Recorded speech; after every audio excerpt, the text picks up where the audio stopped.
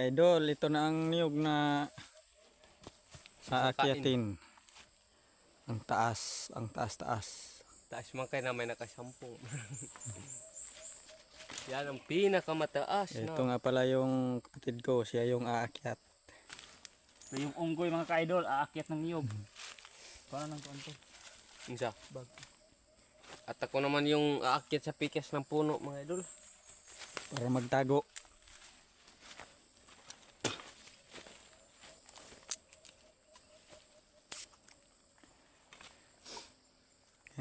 Ganito lang talaga ang buhay namin mga kaidol.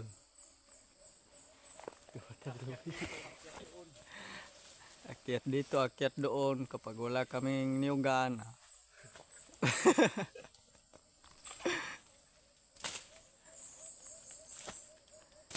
Hindi talaga ito sa amin mga kaidol, sa antito namin, sa aming tiyahin.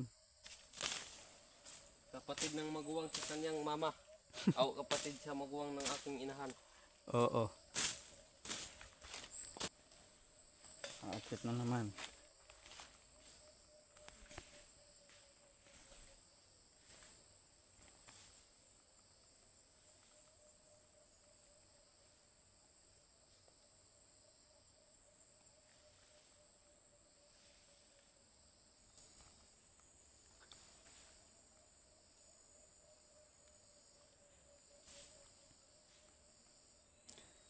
Kami na lang pala ang nagsusumikap mga ka-idol kasi wala na kaming ama.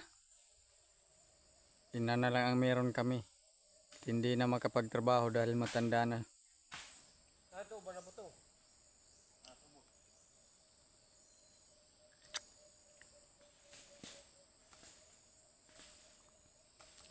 Dito na lang mga ka-idol.